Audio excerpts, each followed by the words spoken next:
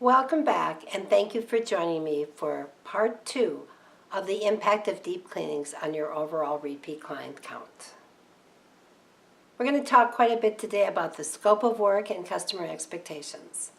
The last time I chatted with you, I talked a bit about giving the client exactly what you said you would give them. From my experiences in the field for the last 2 years, visiting lots of customer homes that y'all are cleaning, I realized that this is the $64,000 question. What should you clean for a weekly and biweekly client? In order to determine that, I think you need to look at the value of a repeat client. The average price is about $160 every other week.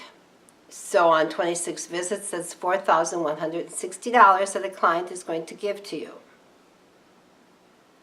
That's $40,000 in a 10-year period, or 2 pretty nice new cars.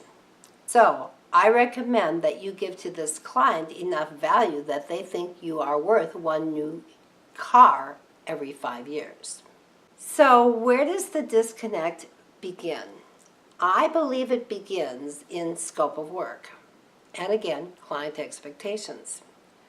When you clean this client the first time, and many of you start with a deep clean, they are overwhelmed with joy when you get done cleaning them.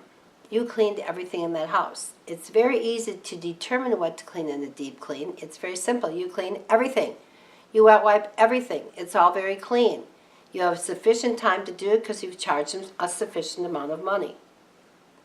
So you call them the next day to see if they're happy, and of course they're thrilled. You ask them if they want to go repeat. They say yes. You're thrilled. The last thing you want to do is ruin anything that's going on in this relationship.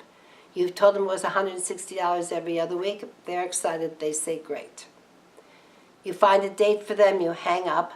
The one thing you probably did not tell them, and I'm not sure if I would either if I were in your situation, is, by the way, if you want your home to look the same way as it did yesterday when you got home, you're going to have to pay every now and then for additional tasks like wet wiping the baseboards again.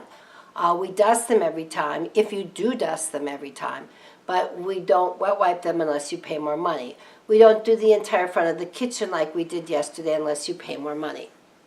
If you neglect to tell your client this, and again, I have to say to you, I'm not sure that I would, because chances are they'll now need to think about whether or not they really want to buy your services, because they think $160 every other week is sufficient money. They shouldn't have to pay you more to have their house look the way it looked yesterday.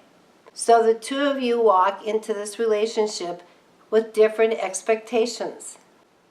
And this is not your only challenge. Your cleaners are now challenged to clean that home as good as they did the first time, but in probably less than half the time they were given the first time in. Because you can't charge the client that much money every single time. So now the cleaner starts thinking, well, what don't we do? The answer I give to you is you do everything. You just support those cleaners with a cleaning process that allows them to touch everything in half the time, because you're also giving them different tools. But what do? They probably start skipping things. And cleaning is habit, so they're probably skipping the same thing every time they clean that home. The picture between the shower and the closet door. Something that you're just not seeing. Pretty soon the dust cakes on that picture, and it might be the very same picture that that client looks at every single morning. It's their favorite picture. After 4 or 5 months of this, that favorite picture has gotten quite dirty, and so have their baseboards, because you probably have not wet wiped them in 4 or 5 months. Now the client is thinking, wow, they're not as good as they used to be. This isn't worth a new car. This isn't even worth a used car. And they look at their home and think, you know what?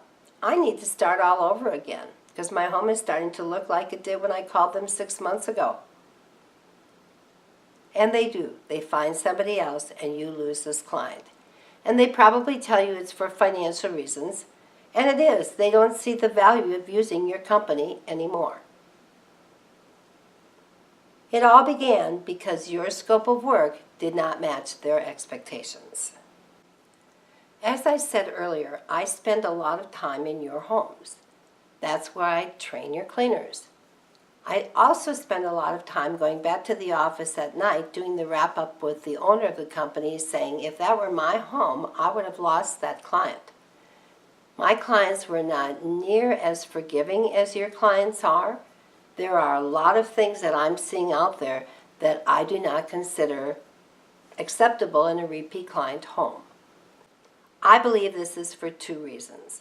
One, no cleaning process trained to every cleaner in the company. Every cleaner cleans differently, leaves different things undone.